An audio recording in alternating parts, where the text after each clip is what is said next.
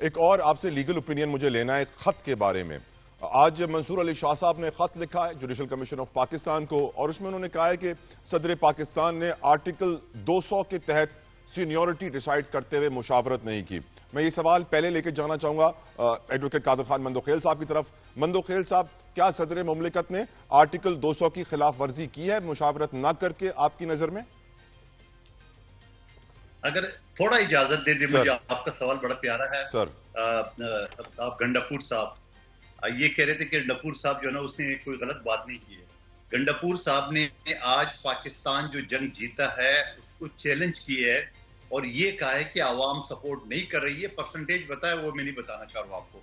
दूसरा उसने बोला कि मुझे अगर गिरफ्तार करके प्लान ये है कि इमरान खान के खिलाफ बयान दिलवाना है। और तीसरा बयान जो उसका पिछले हफ्ते आया है कि अगर मेरे पास इख्तियार है मैं असम्बली तोड़ सकता हूँ। अब अगर इन दोनों आखिरी बयान को ले ले कि ने अपने सूबे के एमपीए को धमकी दी है इमरान खान साहब की हिदायत के बावजूद कि आप बजट पास करने से पहले मुशावरत कर ले, एमपीए को धमकी दे के वो बजट पास कराए, सबसे पहले सूबे ने पास कराया।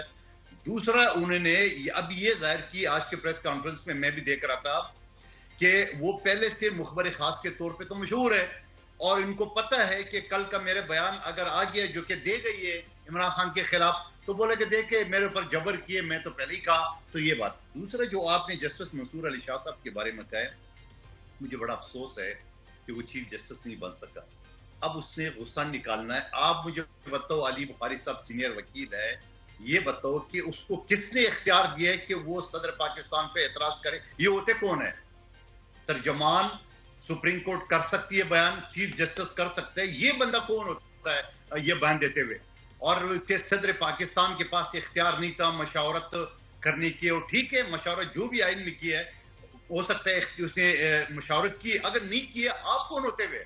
मैं तो मुतालबा करता हूँ 365 के जरिए कि इनके खिलाफ 109 के तहत रेफरेंस लाया जाए, क्योंकि ये बंदा जो है ना ये पाकिस्तान की जुडिशल सिस्टम को सबोताज करने का इसने पूरा का पूरा जो है ना वो तय कर रखा है।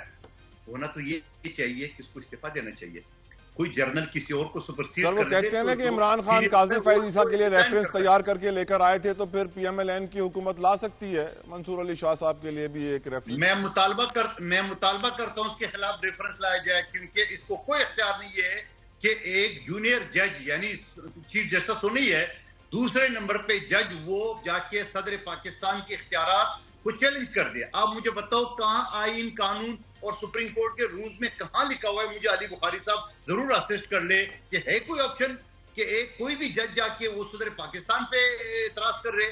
तो मेरे ख्याल में इससे नामुनासिब है आप कह रहे हैं। अपनी सीट पे बैठने का। बिल्कुल ठीक, लेकिन वो लोग समझते हैं क्योंकि जजेस मुतासिर हो रहे हैं तो वो एक सीनियर जज खड़ा हो रहा है अपने जजेस की सीनियोरिटी शायद बचाने के लिए। ये होता कौन है? ये होता कौन है खड़ा होने की? इसके पास इख्तियार क्या है? इसके पास हक क्या है? सर सीनियर प्यूने जज हैं, सर सीनियर प्यूने जज हैं, पावर तो बहुत है ना सर। नहीं बन सको तो ये जो मर्जी खत लिखे, यानी जो जिससे माजी में जो जजेस के साथ वो बकायदा मशावरत करते थे और चैम्बर में जाके उसको खत लिखते थे। ये मैं जजेस का नाम नहीं ले रहा हूँ जिनके साथ इसने मशावरत की है, और चैम्बर में जाके उसी जज को जो मशावरत किए और खत लिख रहे हैं। तो खुदा का वास्ता, आप खत के जरिए पूरे एक मीडिया सेल चला रहे हो आप सुप्रीम कोर्ट के। आप न सुप्रीम कोर्ट के तर्जमान हो, न रजिस्ट्रार हो, न आप चीफ जस्टिस हो, आपके पास कोई इख्तियार नहीं है, कोई हक नहीं है। आप कानूनी और अखलाकी सारी जो है ना वो चीजें आप गंवा चुके हो, लिहाजा आपको इस्तीफा देना चाहिए। बिल्कुल ठीक, बिल्कुल ठीक। इश्तियाक बेग साहब, आप एक पाकिस्तान के नामवर बिजनेसमैन हैं, आप ऑनररी काउंसिल जनरल भी हैं मोरक्को के, if I am not wrong. आप अदालती मामलात से अपनी पूरी जिंदगी यकीनन जुड़े रहे होंगे, देखा होगा बहुत सारे केसेस होते हैं, बहुत सारी लिटिगेशंस होती हैं बिजनेस में भी, प्राइवेट लाइफ में भी। सर ये जो 26वीं आईनी तरमीम पीएमएलएन की गवर्नमेंट लाई, जिसके बाद मंसूर अली शाह साहब भी चीफ जस्टिस नहीं बन सके, इस्लामाबाद हाईकोर्ट में मोहसिन अख्तर कियानी भी चीफ जस्टिस नहीं बन सके, और फिर हमने देखा आईनी बेंच बना, 25 लाख केसेस वहीं पेंडिंग है, जो आम आदमी है उसके लिए कोई बेहतरी नहीं आई। लेकिन जो अशराफिया के केसेस थे, जो पावर लॉबीज के, प्राइम मिनिस्टर्स के, गवर्नमेंट्स के केसेस थे, उनके अंदर बड़ी तब्दीली आ गई। आपकी नजर में आज जब मंसूर अली शाह साहब खत लिखते हैं और कहते हैं कि सदर ने आर्टिकल 200 के तहत मुशावरत नहीं की जजेस की सीनियोरिटी का तयन करने में, तो इससे वाज़ेह हो जाता है कि जजेस के अंदर आज कितने इख्तलाफात हैं बेग साहब, कितने झगड़े हैं, क्या कुछ एक दूसरे के बारे में दिलों में रखा हुआ है। जजेस खत भी लिखते हैं कि अदालतों में रिश्वत ली जा रही है, सीसीटीवी कैमरा हट जाते हैं। आपकी नजर में क्या पीएमएल-एन गवर्नमेंट 26वीं आईनी तरमीम लाकर अपने टारगेट्स अचीव करने में कामयाब हुई? देखिए, सबसे पहले तो ये बतलाऊं कि ये जुडिशल कमीशन ऑफ पाकिस्तान का फैसला था, कोई वन मैन का वो नहीं था या प्राइम मिनिस्टर का फैसला नहीं था। ये जुडिशल कमीशन जो थे, जिसके अंदर मेंबर्स होते हैं, उन सब ने ये डिसाइड किया है। सीनियरिटी का जो था, अगर इससे किसी को वो हुआ है तो ये कहना कि प्रेसिडेंट साहब जो हैं उन्होंने इससे मुशावरत नहीं की है, कि इसके अंदर तो जुडिशल कमीशन को ये अख्तियार है कि वो डिसाइड कर सकते हैं नए जजेस के बारे में, उनकी सीनियरिटी के बारे में या दूसरी चीजों के बारे में।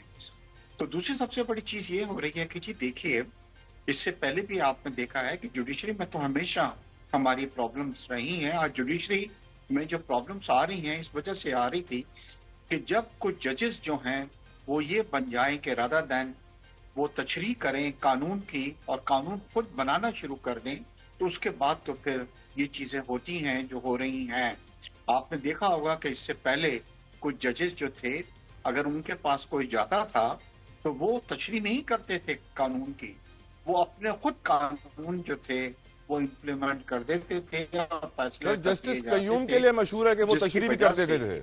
आपने देखा है कि जी, जस्टिस कय्यूम के लिए मशहूर है कि वो तशरीह भी किया करते थे। हाँ, तो हाँ, अच्छा, अब ये है कि आपने बिल्कुल सही किया कि हमारे केसेस जो थे बहुत ज्यादा जमा हो गए थे, मगर इसके अंदर अब कुछ उसके नंबर ऑफ जजेस को भी बढ़ाया जा रहा है और मुझे पूरी उम्मीद है कि इंशाल्लाह उसके अंदर भी है, उसके अंदर जो कमी आएगी।